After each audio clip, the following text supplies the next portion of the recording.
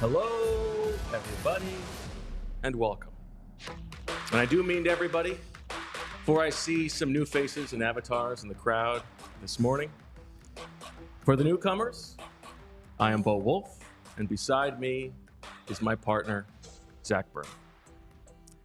We are gathered here today at this studio, in these offices, on your computers or phones, or in your ears, at this collective place of worship, to come to peace with the cruel finality to the end of Christian Ellis's tenure with the Philadelphia Eagles. Over the last 20 hours, I have heard from so many of you. That alone is a testament to the reach and the power of Christian, begat by Luther, kin of Noah and Caden.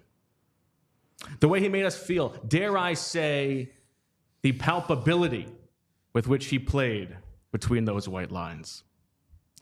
Now, of course, the tenor of your reactions has varied.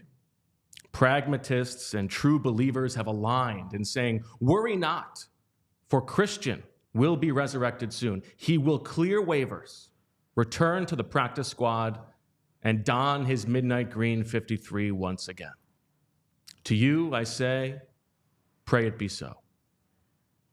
Some of you are angry, and that is human too.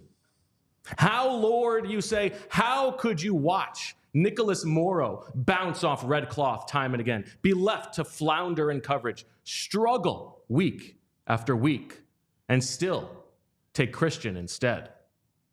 Nicholas, after all, is 4 years Christian's senior. For that matter, why not take Prince Albert of Okuegbunam instead? He hath but 5 games left to live on the life of his contract. He has provided no use whatsoever.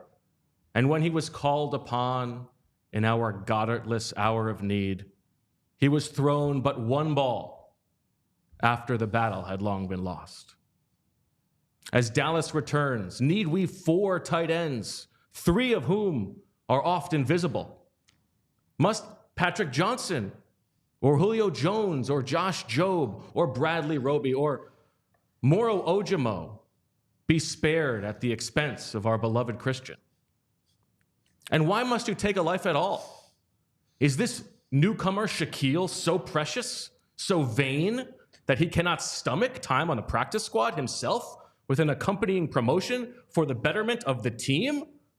If he has no back but his own, an injured one at that, how can we have his? To you, I say, be angry. The gift of time is the Lord's healant, which brings no peace now, though it's true, Christian may soon be in a better place. But do not direct your anger at the living. Morrow has done nothing wrong. Rather, direct your ire at the game itself, for daring to play God with the livelihoods of men with no guarantee of contract. The most difficult conversations have taken place with the third group of you, those of you for whom this transaction, unnoticed or unremarked upon by so many, has instead brought about a crisis of faith. You share your thoughts. Howie, how hath thou forsaken me? How is it that our all-knowing general manager could come to this conclusion? How could he know that Christian is an essential member of the best unit on the team, a special teams group that ranks 2nd in the league in DVOA compared to a 7th ranked offense and 21st ranked defense, and still waive the player who has played the most snaps for that group?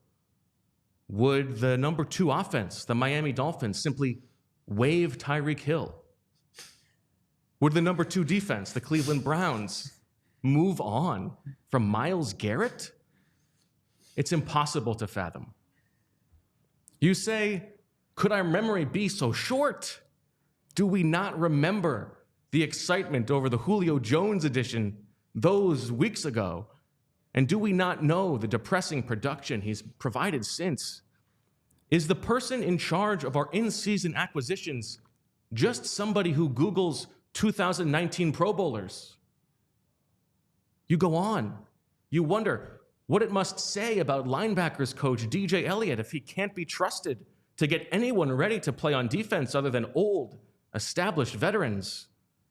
You say, we're throwing off the cliff a 24-year-old with team control to leave 3 over-the-hill veterans who will all be free agents next offseason, leaving us with an injury-prone possible bust and Ben Van Sumeren. Am I expected to also be so naive, you say?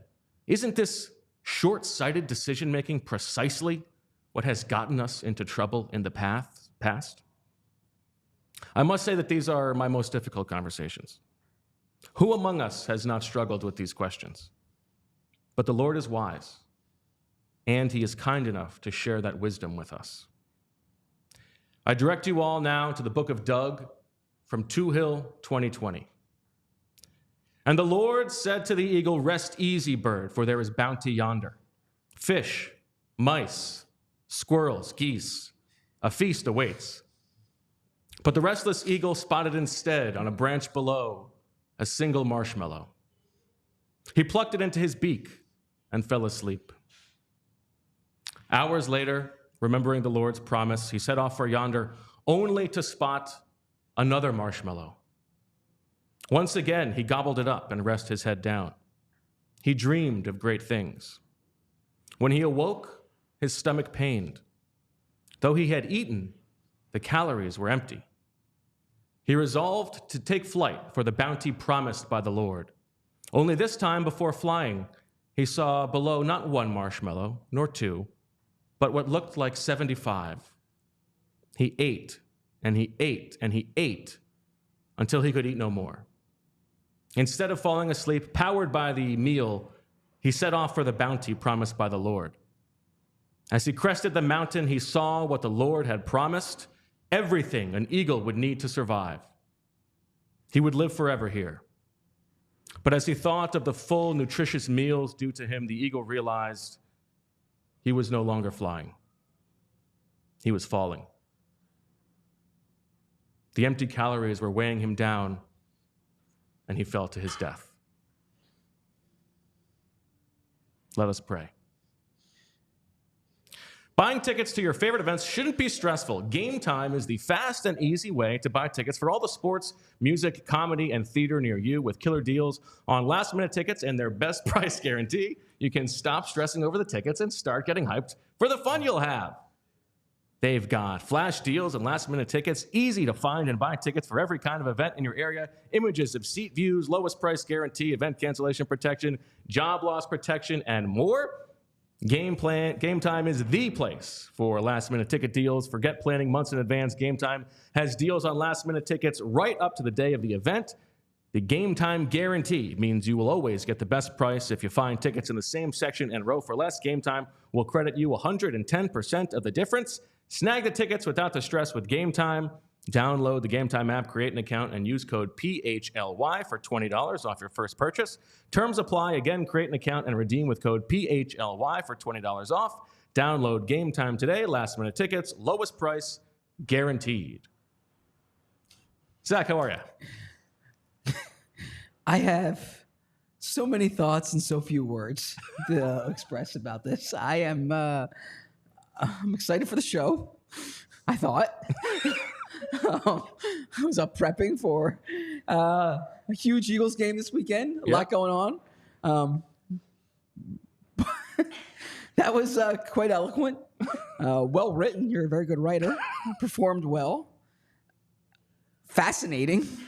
That was to those in the chat.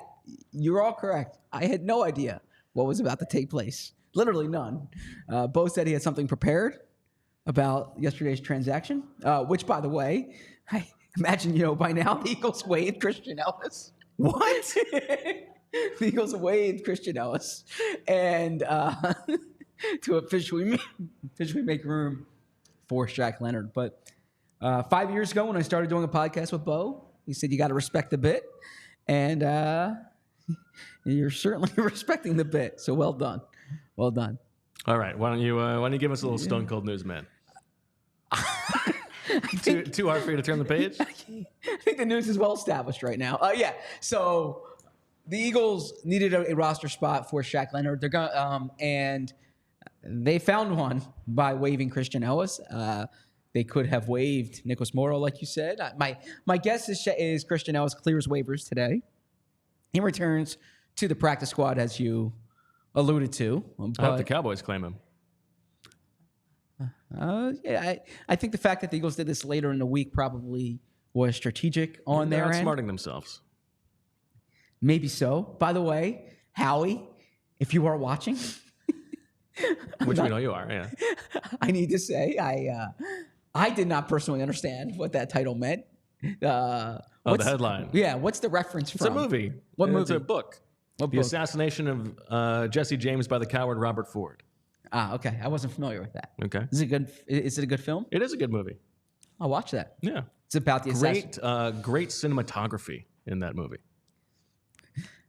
I've never watched something for the cinematography. You know what? It's not a thing that I normally do, but it's like it's beautifully shot. Yeah. That movie. Yeah. And Howie, if you're watching, by the way, I have a lot of questions that I would like to ask too. Sure. In addition to these, so I just figured I wouldn't use my chance to talk to Howie in the camera just for the Christian Ellis thing. But no. So why don't you ask him a question and see if you get a response? Speak it into existence and ask the Lord. What's your level of interest in Zach Ertz? How about that? Nah. You want to burn that question? That's an I feel eventuality. like it's short term. Yeah. I so you want a thought, bigger one? I mean, I'm going to talk to Howie you have again. one shot to ask God a question, and you're asking him like, well, that's not my one. What am I going to have for dinner tomorrow night? Like something you're going to find out anyway. Oh well, you want a bigger, like as if this is the only question I'll ever ask Howie? Yeah, why not? I'll save that for off air. I got a lot for Howie. Anyways, so Eagles waive Christian Ellis. If he clears waivers, I imagine they'll bring back to the practice squad, but they made that decision to go with Shaq Leonard, who was in the building yesterday. He's wearing number 50, although come to think of it, number 53 is now available if he would like to wear that. And perhaps that had something to do with it. I wonder if that is the reason. Perhaps. Also in Major Eagles news, Dallas Goedert is going to return. Dallas Goedert says that Dallas has a nice ring to it, but would have been a full participant in practice. Dallas does Dallas? Is that what our headline should have been? I don't know what that means. I think judging by your reaction, you know exactly what that means. No, I get worried that if I confirm something or play along with it, I'm staying away from that one. Okay. Dallas in Dallas is the way he framed it. So Dallas is playing in Dallas, and he would have been a full participant in practice. On the injury front, it was interesting to see yesterday that Darius Slay would have missed practice. The Eagles had a walkthrough. They qualified as resting player / knee. Julio Jones dealing with a groin injury would not have practiced. Good news for the Eagles.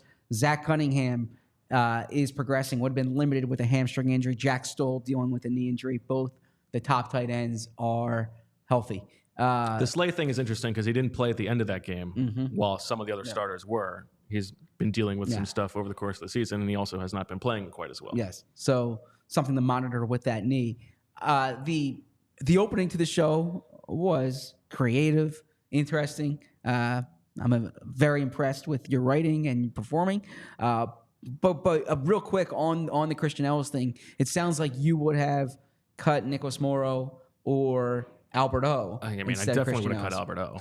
Now, it's I keep saying interesting. It was framed to me when I was talking to someone that they found it interesting that the Eagles kept Van Sumeren as opposed to. I don't think you can cut a guy after promoting him from the practice squad. You have to pay him, I think, for 3 weeks. Right. But also, if they put him on practice squad, he wouldn't have elevations left. Right. Too. So, so that might have had something to do with it. it. Yeah, I don't think the Van Sumeren, because of the actual logistics of the rules, that wouldn't have made sense. I agree with you there. Yeah, so I could still see Christian Ellis in uniform this weekend. I actually, now, some of the things that I wrote, I do believe. I think that this is a short-sighted thing. We know, special teams? I just, it is part of a larger picture that I do think is a little bit similar to the things they did in 2020, where and this is not just because of Christian Ellis, but it is and Howie Roseman, to his credit, always says if he's always trying to chase a ring, right? He will always do whatever he can to try to get to the mountaintop, and that's great, and that's why they have a lot of the really good players that they do. But I think there are diminishing returns on that stuff sometimes. And if you are giving snaps to Julio Jones and now I'm not saying they don't need Shaq Leonard, but every player here, is Bradley Roby that great? Is he that much better than what they have? And would they be better served long term, even later this season, if those snaps were going to younger players? And it's also very similar, and this is probably not a Howie thing because we know how he feels about the defensive line rotation.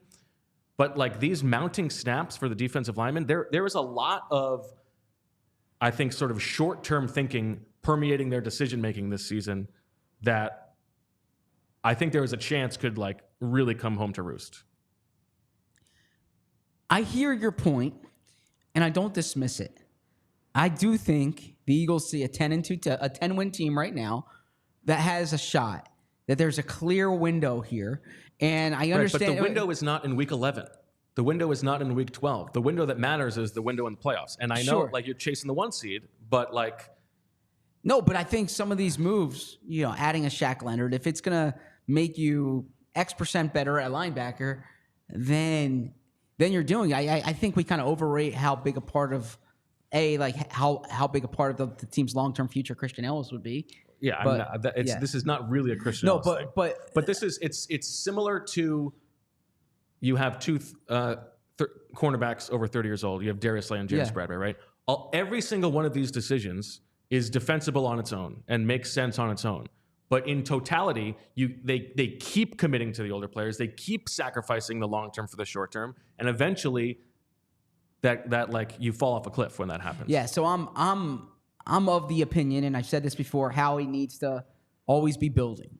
That needs to be Howie's frame of mind for how he assembles a roster is never think you're one move away. Always be building. Now I look at that with more of the big moves, whether it's your draft picks, your trades, your signings, your big money signings that can significantly. This room is really long. It's hard to get into my pocket. That significantly tilt a team's chances one way or the other. For some of these fringe roster moves, I'm okay with operating on the margins and with short-term interest.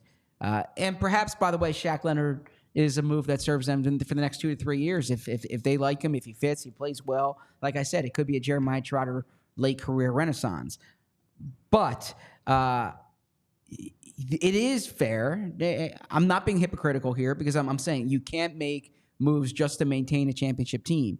But when you're in December of a championship year, of a year when you could make a run, and it's presumably Jason Kelce's last year, it's potentially Brandon Graham's last year, potentially Fletcher Cox's last year. Lane Johnson said he'll play 2 more years, but there is a window with some of the players on this team, and this is a year when this league is for the taking, right? There are multiple quarterbacks injured. The Eagles have already beaten the Chiefs. They've already beaten the Bills. They've already, beaten the Cowboys, right? They've shown you. They didn't beat the Niners, but they've shown you they can play with the best teams in the league. I'm okay if you're making moves on the margins that you feel tilt your championship odds, even if it's a fraction of a percent or a small percent, I'm okay with that. I'm less interested if you are making a draft pick because you think this guy fits in the short term, or if you're trading a second or third round pick because you think that this guy can put you over the edge. You should never operate like you're one player away. If you're cutting Christian Ellis for Shaq Leonard, I'm okay with that. I mean, it's a little bit like the Coach Flynnism with analytics. Like you can't date him, you got to marry him. It's not as you can't just say like, oh well, I will sacrifice my beliefs for this move, and then also for this move, and then also for this move. But you know, it's also like the chip. You have a whole team of exceptions all of a sudden, right? Sure. This is not just about the Christian Ellis thing, but I just like the defensive line rotation. I think is very along the lines of this thinking, because it's like, you know, Nick Sirianni was asked about it yesterday, right? And he said, well, you know, it's not equal with last year because there were so many blowouts last year. We're playing all these close games. Well, like, yeah, maybe in the moment it feels like Fletcher Cox needs to be out there for the 8th play of this drive against the Cowboys at home, right? We got a bye coming up. But then all of a sudden you're out there against the Niners, and there's no pass rush. Like all of these guys, like there's no pass rush. You're right. And like that stuff catches up to you very quickly. And it doesn't mean that if, okay, all of a sudden we're going to take the reins off in week 16 and they're going to be ready for the playoffs. Maybe, but maybe now you're going to lose in Dallas, and maybe now you're not going to have a great pass rush in Seattle next week. Like, I don't know. I'm a little bit. There's a little bit of recency bias because they just got blown out, but I'm a little bit wary of like things could come crashing down. Well, it does concern me that it's week 14, and Josh Sweat has already played 623 snaps. His career high is 655 snaps. Yeah, right. He's gonna lap that, right? I mean, it's. I hear you there, and they're not getting enough consistent pass rush from that defensive front. I view those as two separate issues, but yeah. There are also like we talked about the self-scouting of Nakobe Dean, right? Sure. I'm not, they made the Super Bowl last year with Kaiser White on the field, right? Yes. But if Nakobe Dean had gotten on the field at all and they had taken a look at him, maybe they would have had more information for how to plan for 2023. Sidney Brown, if he had been on the field, I don't know. These things are all. It's not Dean perfect. Thing, it's like I don't know. There are no good answers. I am complaining about a team that has lost 3 games with Jalen Hurts as the starting quarterback the last 2 years. Yeah, the Nakobe Dean thing, that's complicated by the fact that he got injured week 1, and so you never know how much you really saw of the Nakobe Dean you expected. But your point is valid there. I'm not disagreeing with that. Look. A lot of this is going to come down to how Shaq Leonard looks. If Shaq Leonard is a name that doesn't give you much of an improvement on Nicholas Morrow or even Christian Ellis, then yeah, it's a move that makes headlines but doesn't change. It doesn't tilt your odds. So I'm fascinated to see Shaq Leonard. He spoke yesterday. He said a big reason why he said it wasn't like Philly or Dallas. It was coming to Philly because of his familiarity with Nick Sirianni, their background that he had. He said his joke with Nick Sirianni was that Sirianni used to say all right every sentence. Now he says right as opposed to all right. So he took out the all. He just goes right. Sirianni and I and Casey Toohill are kind of like Wright brothers. With they're flying. We use the rights, right? Left. He said that this isn't about proving to the league that he can still play. This is about proving to himself that he can still play. He said the reason why he hasn't looked the way he wanted to look is it takes time to recover from a back injury. He had 2 back surgeries. He said he couldn't run for 5-6 months, and he needed to kind of get his feet underneath him. He likes the way he's able to play in this defensive scheme. Why couldn't he just go to the practice squad, by the way? Oh, he absolutely could have. Yeah. I agree with you there. What the hell? I agree. There could have been a practice squad elevation. Look, I'm on board with you there. That's the way Howie has used the practice squad. So I was surprised to see that. I wonder if that was part of the stipulation. That's what I'm saying. A little bit of a me guy coming in here. Come on. Oh no, I Sacrifice don't yourself for the team, my friend. I don't think it's that. I mean, perhaps that was a stipulation between the Eagles and Dallas. Although I don't know if the salary would have much to do with it because you can You get pay the game check, yeah. Yeah, he's gonna get the game check. So that's a fair question. Maybe that's what I would ask Howie. Why didn't you start Shaq Leonard on the practice squad? Although I'm probably not burning my one Howie question for that. I didn't know that was my only Howie question. I certainly wouldn't have asked about Zach Ertz. I mean, there's other ways I can find out about Zach Ertz. That's what I'm saying. Than going to Howie. Yeah, question only he can answer. It'd be a big picture thing. It would be probably something from that 2015 season that I would really want to delve deeper into. Yeah. There's some things from that gap year, if you will, that I think is part of a formative Howie story. Howie turns 50 next year. I would love to write like Howie at 50, similar to how Wright Thompson wrote Michael Jordan at 50, right? I mean that. Okay. I don't want to compare myself to Wright Thompson nor Howie to Michael Jordan. I'm just saying that's a big birthday. That's kind of a milestone in somebody's life. Okay. That's a no-sell on your end. You know what else is a milestone in somebody's life, Zach? Going to Wheelhouse? A trip to Wheelhouse. Oh, yes. You see, you and I think alike there about some things. Let me tell you about Wheelhouse because it's one of my favorite places to go. And the reason is because it's the go-to sports card, gift, and apparel shop in the Delaware Valley. Their motto is cards and community because love of sports unites us all. They carry all of your favorite card brands like Topps, Chrome Baseball, and Mosaic Football, as well as t-shirts, hats, hoodies from brands like Mitchell & Ness, 47 Brand, Junk Food Starter, and Shive Vintage Sports. I have a sweatshirt I was wearing yesterday from Shive Vintage Sports. Looking to grade in, I bought it, by the way, at Wheelhouse Cards. Looking to grade your sports card collection, Wheelhouse offers PSA grading submissions. They also host tons of different family-friendly events and birthday parties every month. Stop into either of their stores in Wayne or Westchester. They're open 7 days a week at 11 a.m. Use code PHLY and get $10 off any purchase of $25 or more in store. Also, be sure to give them a follow on Instagram at Wheelhouse Cards. I'll give you a little behind the scenes on the outfit. About 7:15 last night, we're in like the middle of bedtime. Said to Rachel, "Can I ask you for a really stupid favor?" She said, "Oh, like what is this?" Yeah, I said, I think curious where that's going. I think I need to run to the costume store. They close at 8. So I did, looking for like a priest costume, something like that. They had nothing. I mean, they got all these costumes. No priest, no reverend, no anything. Is that a popular costume, dressing up as a priest? I like when you go to Halloween parties, do you see priests? Yeah, all the time. Or it could be like a vampire hunting priest or something like that. One of those things. Nothing.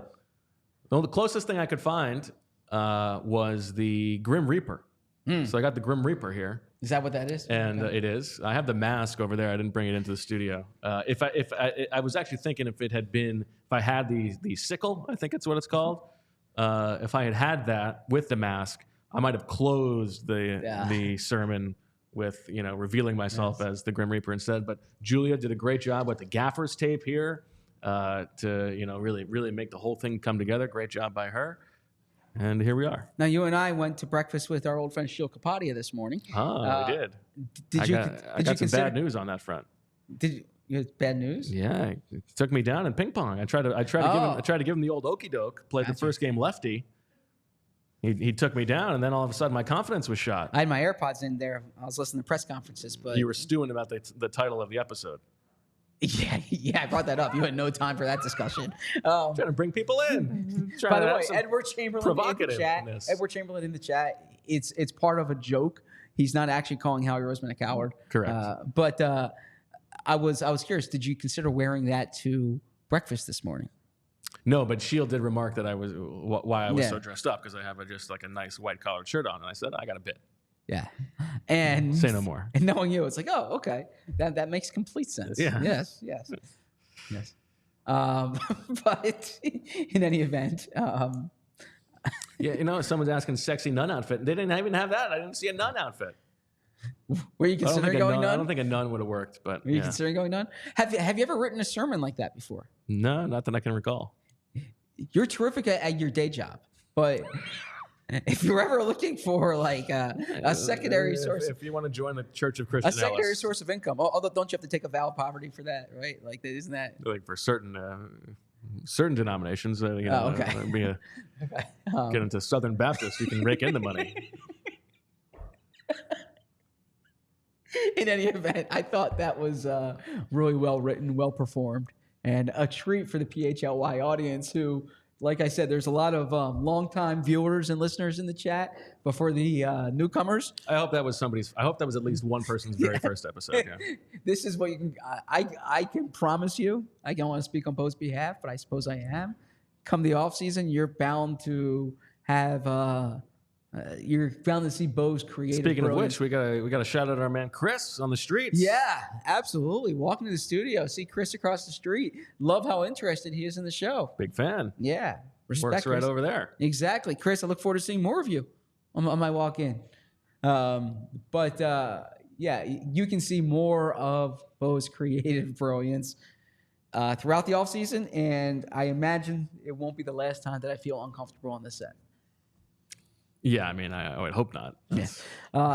So, anyways, back to the Eagles news. The Dallas Goedert return is big for the Eagles for two reasons. Number one, he's Dallas Goedert. He's one of the best tight ends in the league. But I know that there's a segment of fans who, including those who were greeting employees coming into the Novacare complex yesterday with a sign that said "Run the ball," and Nick Sirianni sent them coffee. I don't imagine that they're to give them the runs. The coffee. Oh, I see what you did there. I don't know that, but that Nick Sirianni's heard this sentiment before. He's heard it from his first year with the team. He'll be unmoved by, I think, that sentiment. But what will help him, and we can get to the run game discussion, but the Eagles' run game was not effective last week. And if you want this run game to be more effective, one way to do it is get Dallas Goedert back in the lineup, because I think Dallas Goedert really helps them in that area. I think that's true. We can have this discussion about the run game. I believe the greater factor is like Jalen Hurts not being a threat as a runner, and it is the funny irony of the ridiculous David Carr thing from the other day, because he comes to like the exact wrong conclusion. If you wanted to sell me that, if you wanted to make the crazy person's case for Marcus Mariota to be the quarterback, it's not that he's can read defenses better. That's insane. But if you want to say this is a team that needs to live on its running game and get defenses to respect the running game, and they're not respecting the running game because Jalen Hurts is injured right now, Marcus Mariota would do that, and he would open up the running game, and anybody can throw to Devontae Smith and A.J. Brown. Like, it's a bad argument, but there's more credence to that than, that was the Eagles need to be more of a drop-back passing team and get Marcus Mariota in there. Like, have you ever watched a game before? Yeah, the reading defense thing. And shout out to Shield, who had a good proper takedown of the I just don't racist tropes of that argument. It just doesn't add up to me, the reading defense part of it. There's nothing within. Yeah, it's nonsense. We don't need to. There's nothing within 2 years that suggests. But I do think like the running game is I think Daniz tweeted about it, but like the EPA per play or EPA per run over the past 2 years, like the 9 best are all from last season. That tracks what we see. Like the Vikings game in week 2 was great. The Bucs game, they were able to do it at the end of that game. And since then, we were wondering, is it because Cam Jurgens was out of the lineup, or is it because of Jalen Hurts' lack of mobility, relatively speaking, to what he did last year? Whatever the reason is, it is not as good as it was last year, and they need it to be better. Yeah, and Jalen Hurts is a big part of that, right? That comes along with it. But this idea that they need to run the ball more. Look, I get that's something that fans like to see, the running game, and the Eagles did not run the ball much or well against San Francisco. If you watched that 49ers game and you thought that the reason they lost that game is because they did not run it enough, then you and I just interpreted that game differently. But I'll say this, in terms of the overall sentiment about needing to run the ball more, the Eagles are number 5 in the NFL in rushes per offensive play, okay? So in rushing percentage. Okay. Now, that's skewed, of course, by quarterback sneaks and whatnot. But if you want to look at just running back runs, which we're able to filter through the running back runs, and I separated the first half of that game on Sunday because the second half it was kind of you had to start passing there. San Francisco had the ball first in the second half. They scored on that drive. They were able to extend their lead, and at that point, you don't have to get away from your offense, but you're gonna naturally pass the ball more. But the Eagles had 7 rushes to running backs in the first half on Sunday. They averaged 9.2 this season. They've had 3 games with fewer, both Washington games and the New York Jets game. They didn't run well in either of those games. Part of that's the defensive front. And 2 other games with 7, the Buffalo game and the Rams game. But more importantly, and I think this is why they did not run the ball much in the second half too, on those 7 rushes, they averaged 2.1 yards per carry, and they had a 0% success rate. Okay, so they literally were not getting yards above expected for any of their runs. They were not running the ball well against San Francisco, and so therefore they went to passing it. So I think what you need to say is not do they need to run the ball more, but how can they run the ball better? Because I think they're handing the ball to running backs, frankly, an appropriate amount of time. And DeAndre Swift's top 10 in the league in carries, and I had a tweet yesterday that I kind of said it tongue in cheek, which I don't typically do, and it drew ire from fans and followers. And look, I will own that. I will take that. Reasonable minds can disagree, but what I said is you have A.J. Brown and Devontae Smith at wide receiver for the Eagles. Both of them are playing exceedingly well this year. If I was an opposing defensive coordinator, I would stand outside NovaCare and I would ask them to run the ball because I would much prefer the Eagles hand the ball to Kenny Gainwell or Boston Scott or even DeAndre Swift than take my chances against a Devontae Smith or A.J. Brown. But look, the response I kept getting is this is why you're not a coach. Everyone knows you need balance. I don't think you need balance. If I'm an offensive coach, and I get it, I'm a reporter. Someone called me like a couch coordinator. Fine, I will own that. I don't stop reading every comment. I read every comment. Your customers. Look. It's if I ran a sandwich shop and I had bad sandwiches, people wouldn't keep coming back. If I'm a reporter and I have and where I'm on here as a host, a co-host, and I'm giving I'm giving opinions that people don't like, they're not going to come back. Like I want to be. Those people are not getting paid for their opinions. Their opinions don't have more credence than the other opinions of the people who say that you're doing a good job. Okay. How do you balance those out? Well, I tried to listen to all of them, but that's impossible. Okay, we'll save that for another day too. Okay. Because I would like to have let's have the sickos. Everybody tell Zach that the show needs a little bit more nudity, and let's see how he responds to that. We got 21 minutes. We have a draft to get to. So I will say though that my goal. And I don't think the Eagles' goal either is not balance. And I don't think you need to run the ball to help out the passing game. I think what you want to do is you want to run the ball effectively when the situation dictates running. So when the matchup is there, you have a favorable matchup against either that defensive front or the way their defense is presented. Okay, or if you're nursing a lead late in the game and you want to run the ball. Well, you also need to run the ball effectively to make defense. And yes. I know that there is like the run to open up the pass is a bit of a trope, but for this team, it is true. Like to make sure that the safeties are not just sitting back and putting all of their attention on A.J. Brown and Devontae Smith, because you only throw to 2 people while Dallas Goedert's out. Now it's going to be 3. Like you need to affect the way that the defenses play by being able to prove that you can run the ball. And Kelsey made the point on his podcast that our defense has played more snaps over the past 2 games than any defense has in any 2-game stretch. Like that is true. And like that running the ball doesn't mean they don't play as much. Like it's about sustaining drives, but like that is also kind of true. Yeah, but when you're averaging 2.1 yards per carry with a 0% success rate, and the response that I get is, well, the next run could be a 31-yarder, and it changes that average. Pass, But I will also say there is a much higher percentage chance of having a 30-yard pass to A.J. Brown or Devontae Smith and a 30-yard run to DeAndre Swift in that situation. So I would be more inclined to pass the ball to the Eagles. To my top receivers, in particular when the running game is not going well. That's my. I would say instead of saying run, run the ball or run the ball more, I would say run the ball better because that's what they need. They need to run the ball better. A lot of calls for nudity on the chat. You take that advice? No. Flash a little skin? No? I would not. Okay. No. Maybe all of a sudden the customer's not always right. Who knows? Trying to keep this job, right? Good customer service. You ready for rock, paper, scissors? Yeah, let's do it. Oh, well, is there... I was going to do the first couple rounds and then get to the last read. Okay. Oh, and should we tell them?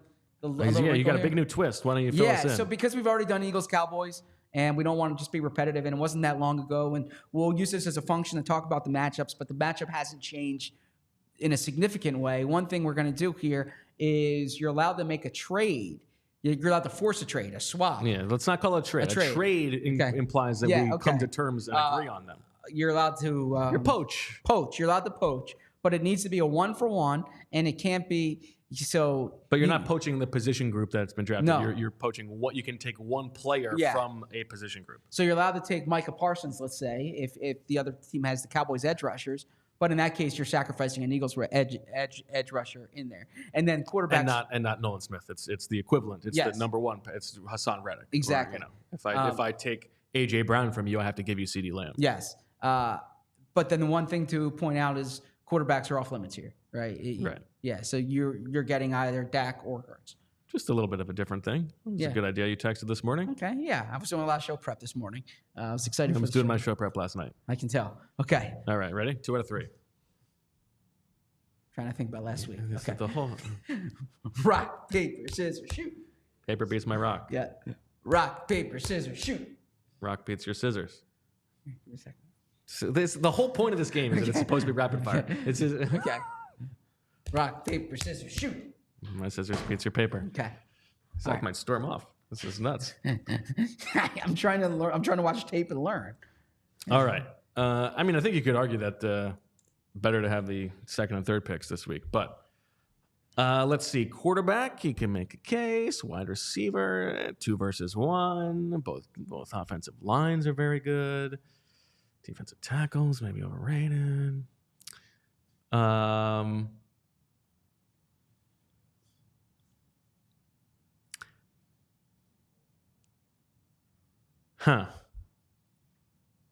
And I could go full Joker here because the Christian Ellis waiving has really turned me against the Eagles. No, there's no doubt about that. I'm going to take...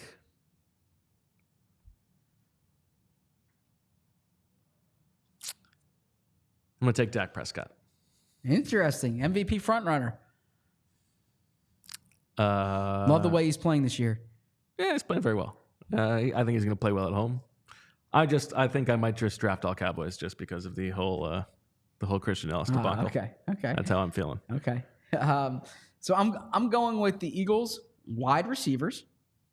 Okay, which I think as well as CeeDee Lamb is playing, AJ Brown and Devontae Smith are both playing at a really high level, and I think there's a delta there. Now the other move here is I'm going to go with the Eagles. I'm going to go with the Eagles offensive. Who gets to poach first? I'm going to go with the Eagles offensive tackles. Okay, interesting. Yeah, I was thinking of a different group there, but I think that's more poach worthy than the Eagles offensive. Although the right tackle situation, yeah, that probably wasn't the best move for me given the poach. I didn't think the poach strategy well enough here. I don't want to. Oh yeah. But you know what? The Eagles have an edge at offensive tackles. Jordan Mailata at left tackle. I don't know if I give him the total edge over Tyron Smith, but certainly Lane Johnson. I think Tyron Smith is better right now than Jordan Mailata. Yeah, that's what I'm saying. Yeah. But Lane Johnson over Terrence Steele on the right side. Certainly, Lane Johnson had a great game against Nick Bosa, as Baldy pointed out. And I would also recommend there's a video right now that the Eagles put out when Lane Johnson found out about the about the Man of the Year honor, and it was kind of a hidden camera in the back of the O-line meeting room. I would recommend watching that, and I will be speaking to Lane Johnson hopefully in about 45 minutes. So you can find all that information on Twitter and maybe allphly.com. We'll see. All right, before we get to the next pick in the draft, draft, tomorrow's show as well, let's talk about our friends at Foco. if I can find it. Foco is a leading manufacturer of sports and entertainment merchandise with a product line that includes apparel, accessories, toys, collectibles, novelty items, and more. Best officially licensed gear for all sports and fandoms. It's football and tailgating season. It's holiday season. You need to get those gifts. They've got overalls. They've got hoodies. They've got hats. They've got sunglasses. They've got bags. Everything you need for a game. Foco has hooked PHLY up and provided awesome pieces for our sets. Foco always has our back for Philly sports, and they have yours too. Get the best gear around by using the link in our description for all non-presale items. Use the promo code PHLY10 for 10% off. All right, Zach. I think if I was playing this honestly, I might take the Eagles defensive tackles, but I'm not going to do that. I'm going to take the Cowboys edge rushers because the Cowboys rank 4th in the league in sacks per pass attempt. Micah Parsons. The Eagles have always done a very good job against Micah Parsons. No doubt about that. But the Eagles pass rush is not getting home right now. And I'm using the edge as the proximity, as the proxy for that. Give me the Eagles, the Cowboys edge rushers. Okay, and that's, of course, Micah Parsons. How about them Cowboys? Micah Parsons and DeMarcus Lawrence there. And Micah Parsons, whose sack numbers have not been as prolific as they might have been in the past. But, man, he's at 11.5 sacks, so I take that back. He's come on recently with he had 2.5 against the Panthers, a sack and a half against the Commanders. We all remember that game-clinching sack, of course, on Thanksgiving. But I'm going to go with the Eagles' defensive tackles here. And I think they have the edge there. They have depth. They certainly need to use it better. Milton Williams, Fletcher Cox, of course, Jalen Carter, Jordan Davis, and Carter and Davis taking a lot of snaps. But I like the depth in that group. And the Cowboys, you're looking at Hankins. You're looking at Osa Odigizua. And then the first-round pick, Mozzie Smith, who was supposed to really help their run defense this year. Not very good so far. I'm going to take the Cowboys' interior offensive line. I think if you were going position by position, Eagles have the edge at center. Cowboys have a huge edge at right guard. I think I trust the people who say that right now the Cowboys have the edge at left guard over Landon Dickerson. It's close, but Tyler Smith has been outstanding. He gets to play next to Tyron Smith.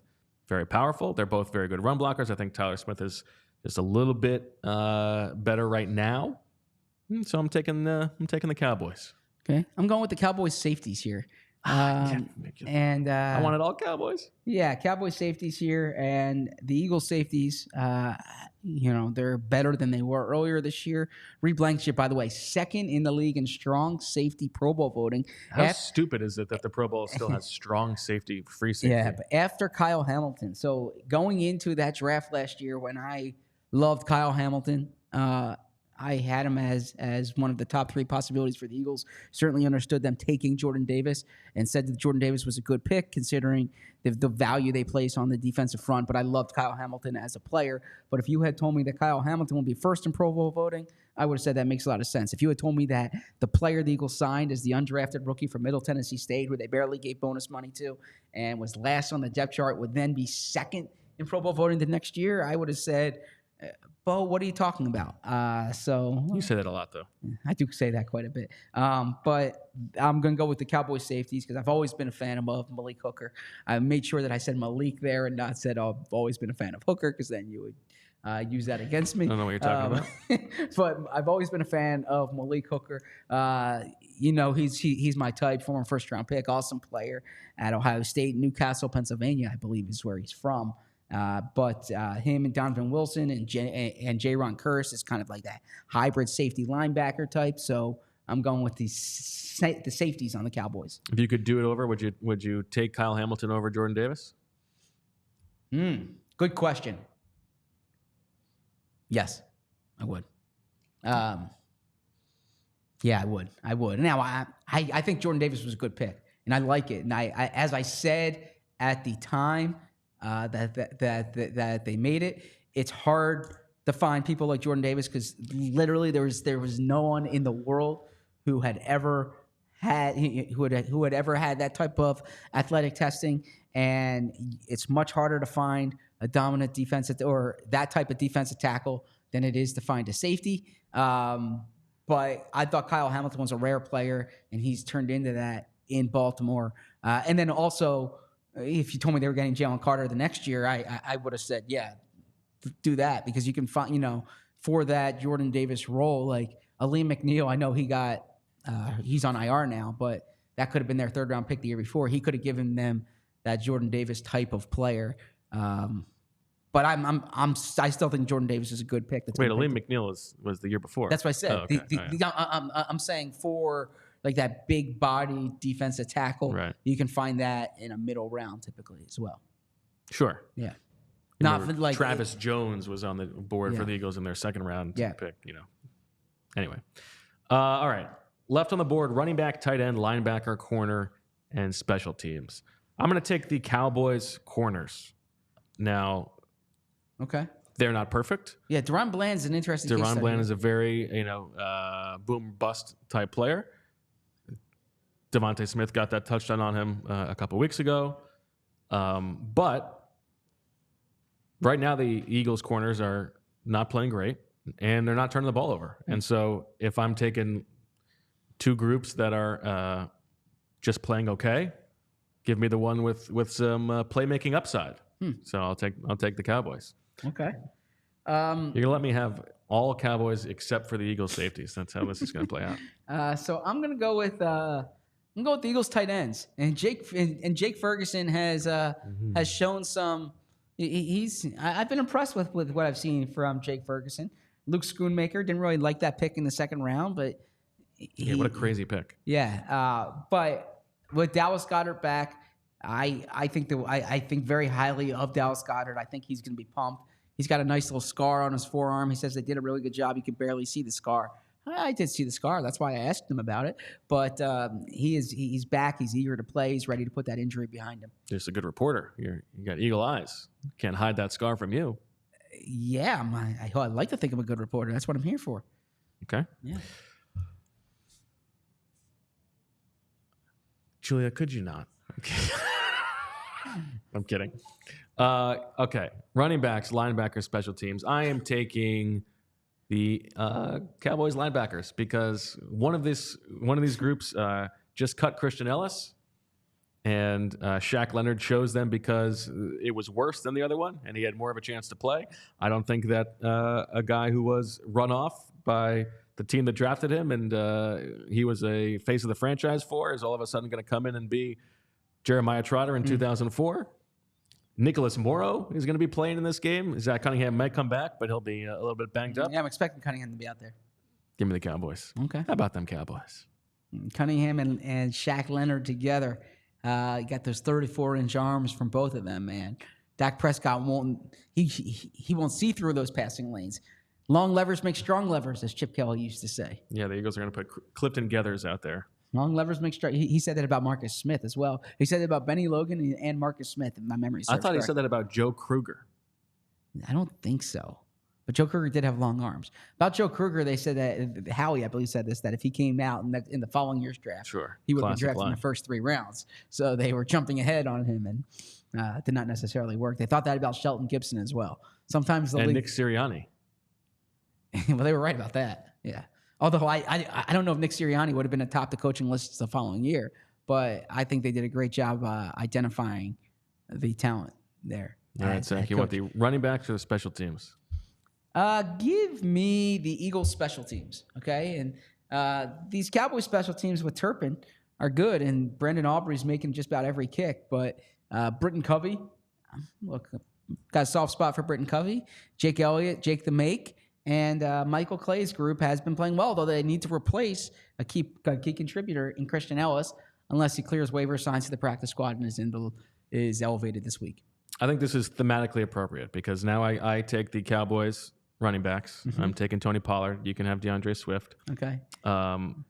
Because this is perfect. It leaves me with the entire Cowboys team except for the Eagles safeties, which includes the person who preceded Christian Ellis as one of the 4 Bo Wulf camp crushes, and he was part of the core 4 this year, Reed Blankenship, the player who is still very much mine, and I think that's good.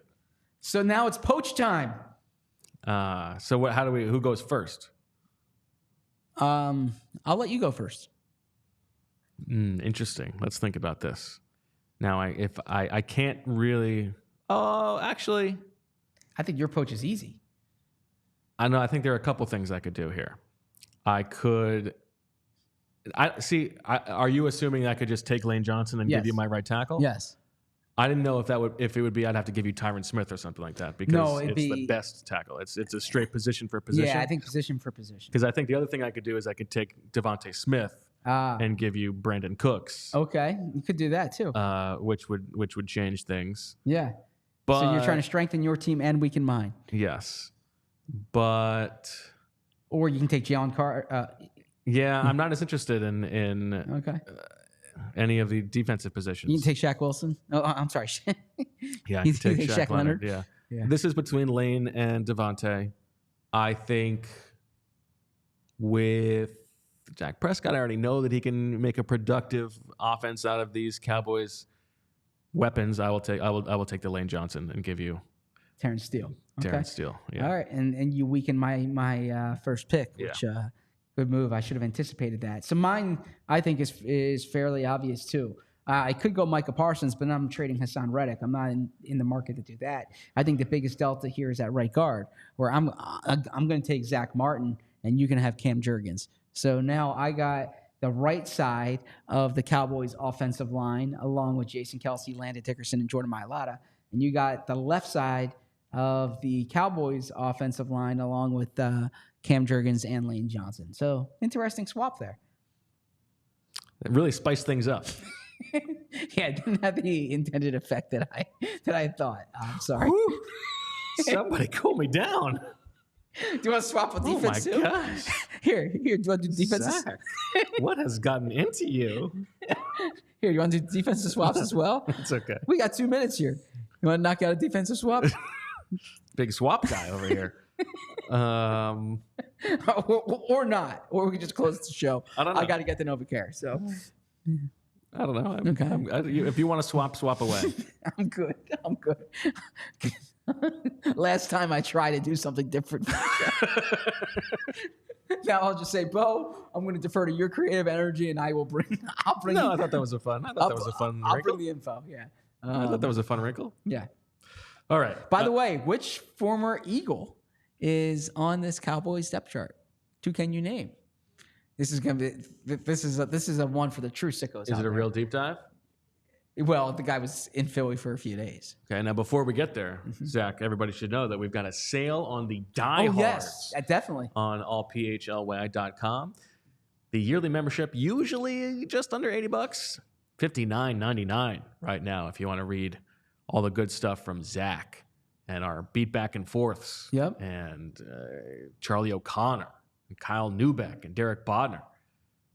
And you get merch stuff. So yeah, it comes with a shirt, okay, and it comes with you have discounts on events. We're gonna have a lot more, a lot more events coming up, and it comes in a really cool box with different other items in there as well. So take advantage of this because this is a rare deal. It's not like these promos happen, multiple times a year. This is perhaps the only time you'll be able to land this type of promo. So jump on it now. What position is this former Eagle? Linebacker. Someone mentioned it in the chat. But oh, it's Rashaan Evans? Yeah, it's Rashaan Evans. Oh.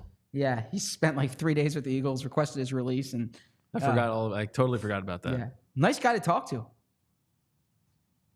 Who would you say was not a nice guy to talk to?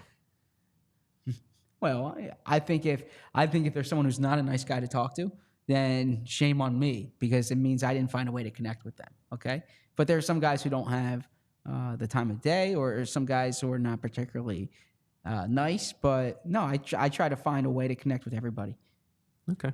Also, Jason Babin lives to fight another day. Jason Babin lives to fight another day. I thought Jason Babin was terrific on Jeff McClain's podcast. So I give So sometimes it's just a matter of being able to connect and unlock that person's personality. Everyone has something to offer, right? Sure. Yeah. In terms of the Philly natives on the Cowboys, real quick, Asim Richards, by the way, I believe he went to the Haverford School. I could be wrong. But Asim Richards, the offensive lineman, is the Philly native on that team. Dynamite. Asim Richards. Shout out to the Richards family, everybody who's watching the PHLY Eagles Philly podcast. natives, maybe so. Yeah, absolutely. All right, that'll do it for this episode. We are back tomorrow at 3 p.m.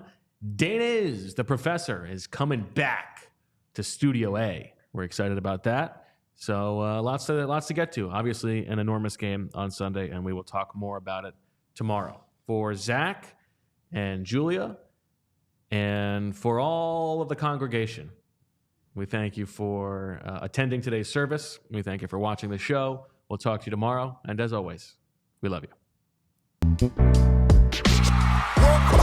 We all silly like the mayor.